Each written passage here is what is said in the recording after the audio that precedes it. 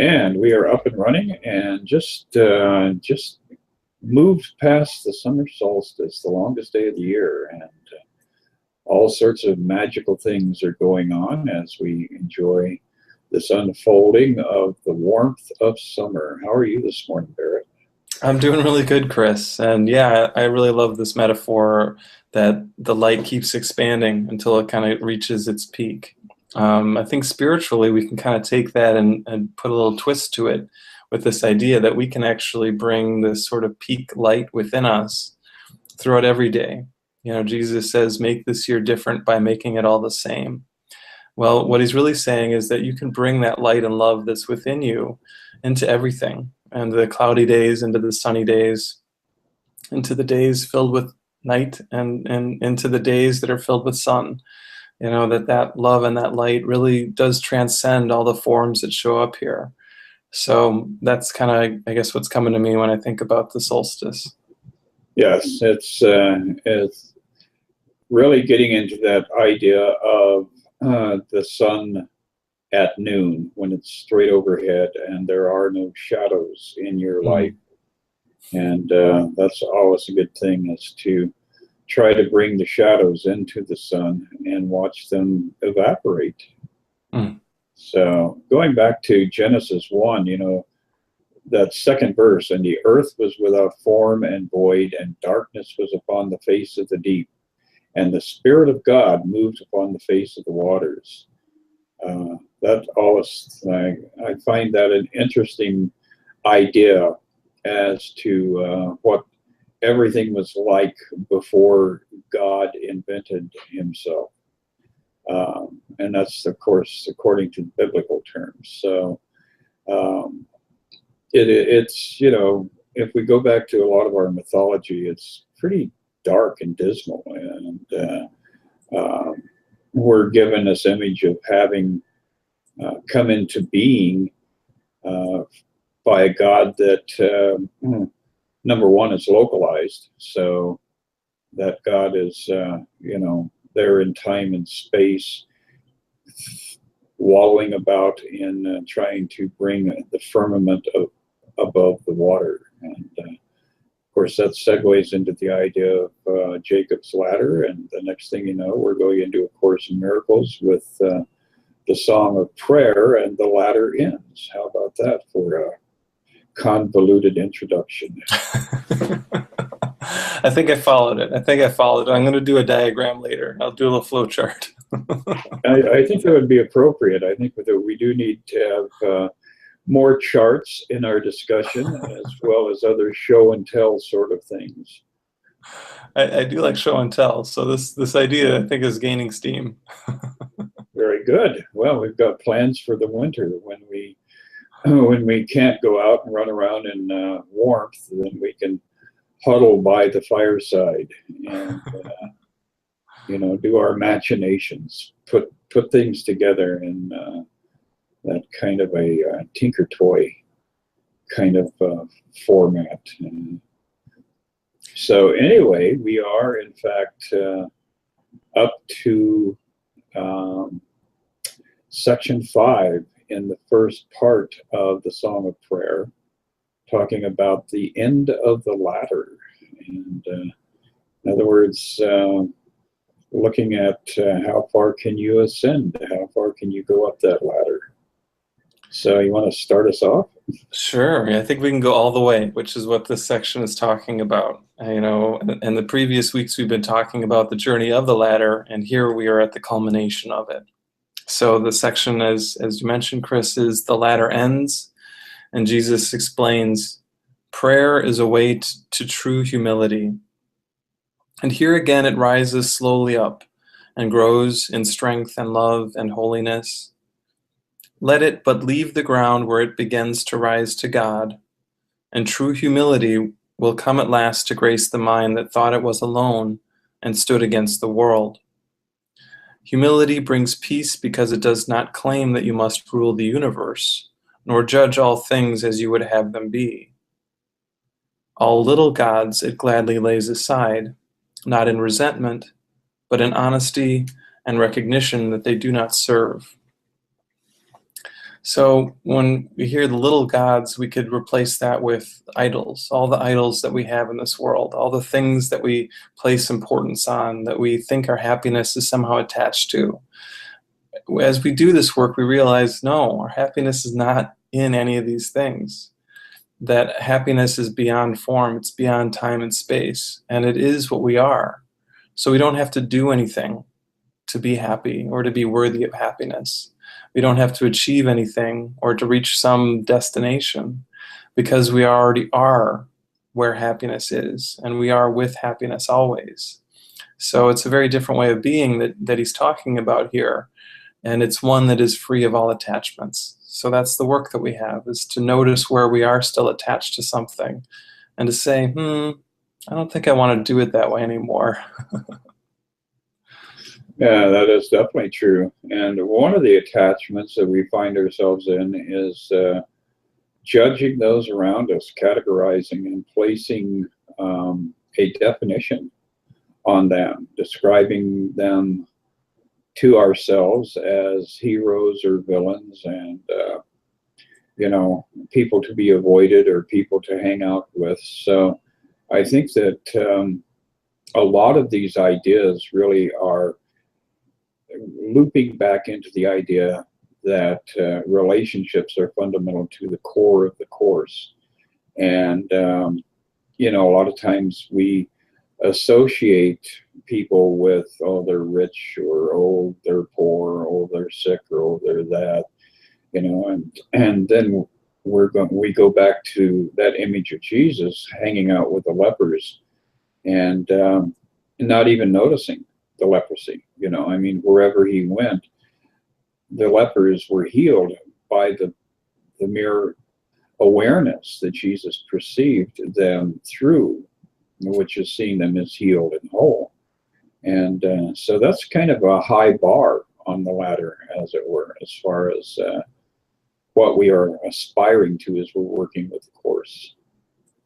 Yeah, and I think it really brings to mind this idea of seeing everyone that we meet as the Christ. If we can see the Christ in every person, everyone that we interact with, it changes our perspective. It helps us to see them as they really are, not as we've sort of set them up. Because as you said, Chris, there's so many superficial categories, judgments we can make about someone, whether it's about the shape of their body, the color of their skin, the type of clothes they're wearing, the type of car they're driving, the type of house they live in, yada, yada, yada. The list is basically endless. And what we're coming to see is that judgment never brings us peace. And we're getting more and more that peace is really what we want. That we don't want to be right. As the Course says, do you prefer to be right, or do you prefer to be happy? Well, most of us, want to be right, and then we want to be happy too. We want to be happy that we're right. But we're realizing that even that sort of quote-unquote happiness we get from being right is actually just a twisted form of suffering. That it comes from a sense of superiority. It comes from a sense of otherness with compared to other people, and that ultimately that is actually an experience of pain. So true happiness that we're learning about doesn't come from separating from anyone. It doesn't come from making ourselves better or worse. It actually comes from letting go of the idea that we could be separate in any way from our brother, and seeing them as that Christ as we move through the world.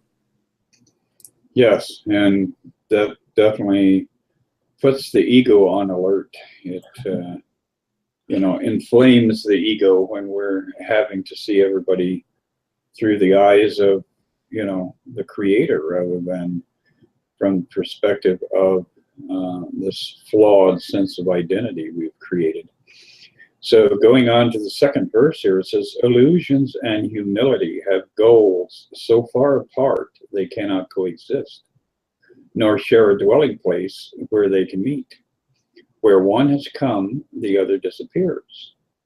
The truly humble have no goal but God, because they need no idols, and defense no longer serves a purpose. Enemies are useless now, because humility does not oppose. It does not hide in shame because it is content with what it is. Knowing creation is the will of God. Its selflessness is self, and this it sees in every meeting, where it gladly joins with every son of God, whose purity it recognizes that it shares with him. Boy, that is a paragraph there that really annihilates the ego and the ego's need to have all these separate levels of relationship. Oh, this is a friend and this is a foe. And I like that idea that the truly humble have no goal but God, because they need no idols.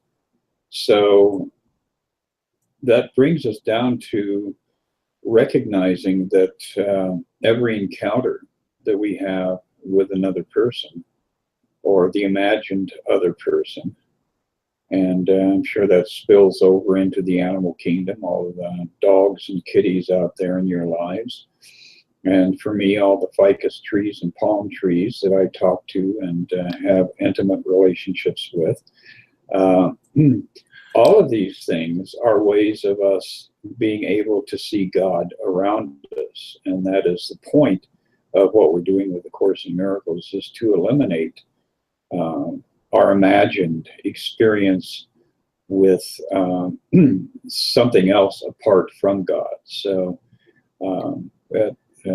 there's that very salient line in the Course, in the text, where, or in the lessons, where we're given that idea that I see God in everything that I encounter. You know, I see God in everything that surrounds me. And that's what this particular part of this lesson, or this dialogue here, is really putting a spotlight on, is to get beyond the idea that we can even see something apart from God. Yeah. So if I heard you, Chris, I think you just came out as tree sexual. Was that, you said intimate with the ficus tree? Well, we have intimate conversations. Oh, yes. Our roots do not mingle, but I wouldn't be opposed to that. As long as your leaves are shiny, I would be interested.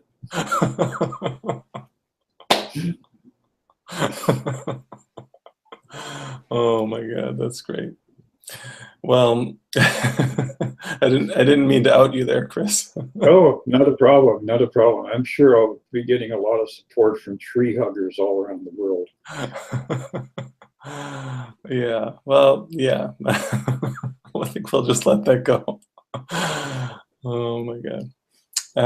But yeah, I really agree with your point, is that, you know, when we let go of judgment, when we let go of fear, all of a sudden we do have this intimate, you know, sense of being with everyone. There's not levels connected to our ways that we connect with someone else. And like you said, it doesn't have to end at people, that we actually have a loving connection with everything in our experience. I was just, I saw a post Lisa Natoli, another course teacher, put on Facebook about how she saw a quarter on the ground, and she had just like this abundant happiness over this quarter on the ground that she saw. and her point was, you know, abundant happiness should be our default. You know, it shouldn't seem out of the ordinary. It should be with everything that we do, every interaction we have. So I thought that was really cool, that, you know, she had that experience of love with this you know, coin laying on the ground. Yes, it's all around us. We just have to be willing to move beyond seeing things and start to experience vision, wherein the true sight is revealed to us, and our oneness and our unity with life itself becomes very, very apparent. So, and that's the joy of, you know, being a student of A Course in Miracles, is that you are given opportunities to experience life on such a higher level and on such a broader plane. And so why would you not want to engage with this philosophy, with this process of training the mind to see beyond the limitations and the frustrations of the material world. Yeah, I mean, that's what this is all about. When we realize there aren't really the barriers or the borders, this world, when we look at it, is nothing but barriers and borders. This barrier between my body, someone else's body, the barrier between, this and that, and all of a sudden there's like, it's this maze that we need to navigate. But as we're starting to awaken, we realize there actually is no border. There is no barrier. And this is, it's a revolutionary kind of thing, but not revolutionary in a change the world kind of way, a revolutionary in the way that our mind is able to perceive, and the revolutionary in the way that our awareness is, because all of a sudden we see that everyone is me, everyone is one. We start to really, once we see that, we want to be loving and kind to everyone, because that's how we're actually treating ourselves. And the times where we actually are withholding our love, we start to get more and more that we're actually withholding love from ourselves. And we start not wanting to do that. The suffering that comes from that is too high of a price to pay for being right. Again, it comes back to that idea of being right. It seems important, but we realize it's actually just a mistake, and we start to make better decisions. Yes, we lose that need to be right and start dwelling in that region of just being at peace, and that is unimaginably empowering. And that's another side effect of the Course, is to lose our sense of being vulnerable to the world we inhabit. Yeah. Yeah, I like that Gary Renard's second book is called Your Immortal Reality, because it really speaks to the fact that on the deepest level of what we are, we can actually not be harmed. We cannot die. We cannot be hurt. We cannot suffer. And, that's a space of spiritual invulnerability. That's the space of our psychological strength that is our truth, but that we're still kind of working into experiencing that. So I'm going to keep on going here in this section too. This is a very poetic ending to this section, as he says, "Now prayer is lifted from the world of things, of bodies and of gods of every kind, and you can rest in holiness at last. Humility has come to teach you how to understand your glory as God's Son and recognize the arrogance of sin. A dream has veiled the face of Christ from you. Now can you look upon his sinlessness? High has the ladder risen. You have come almost to heaven. There is little more to learn before the journey is complete. Now can you say to everyone who comes to join in prayer with you, I cannot go without you, for you are a part of me. And so he is in truth. Now can you pray only for what you truly share with him, for you have understood he never left, and you, who seemed alone, are one with him."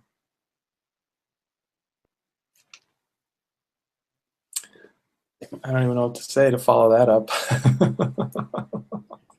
Well, I like that idea because there is the illusion to that idea of Jesus and the process of the ascension. And,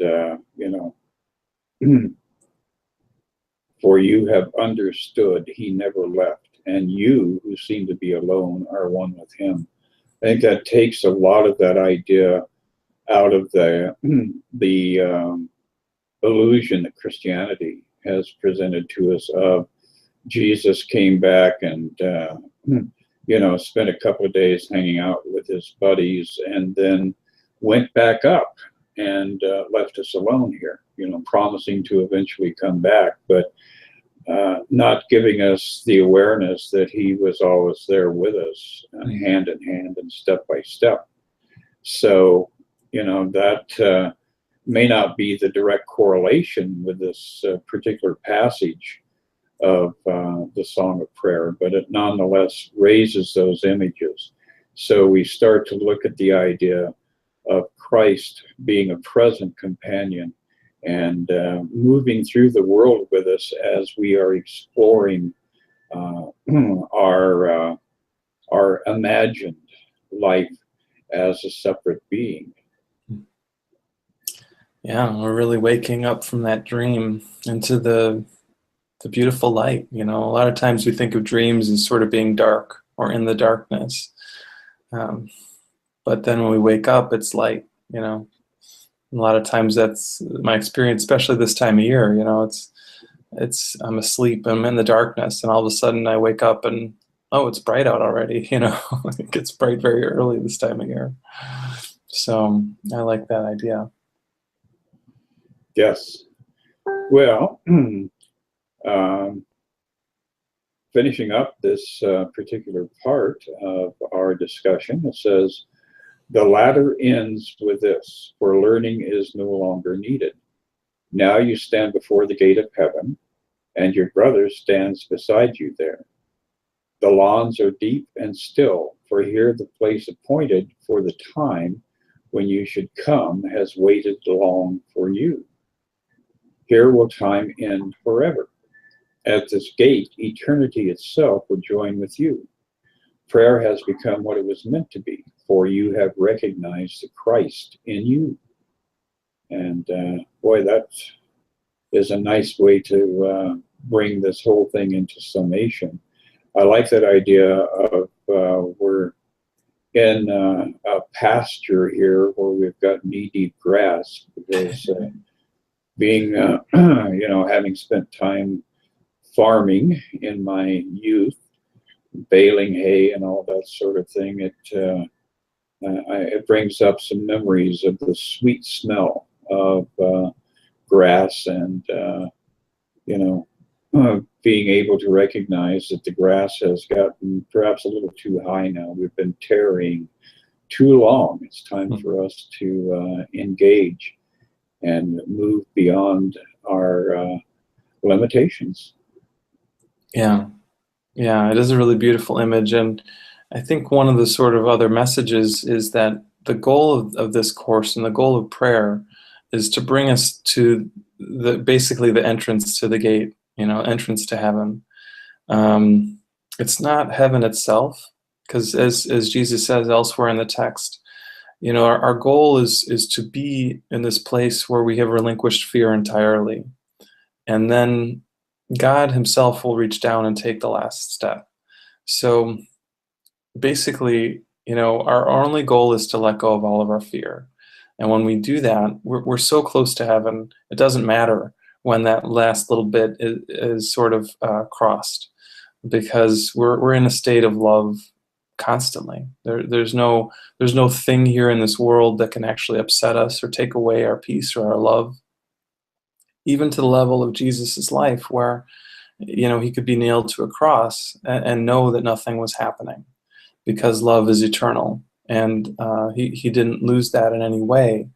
And obviously, as he teaches us so clearly in this course, and as you just mentioned, Chris, his love is still with us. It's really with us always. And I think just remembering that as we go through our days and our lives is very reassuring, and it helps us maneuver through the ups and downs of this physical existence. Yeah, you know, it is the culmination of a journey that had no distance and went nowhere, and so that brings up the idea of the wanderer, the ancient sage who's walking across the sands of time, and that is us, and we're, you know, eventually going to run out of time, and that's actually a beautiful thing. Yeah, yeah. It's not a scary thing. It's actually running out of time and opening into that experience of love. So, because time is meaningless unless we have some fear. So yeah, I think that's really cool. I like that imagery. Well, I guess we've kind of run out of time here with our Thursday morning discussion. And it was, as usual, a delightful interlude in the activities of my day. And we will be planning something in August as far as some kind of an encounter where you can come and join with Barrett and myself and look at A Course in Miracles from a little bit deeper level.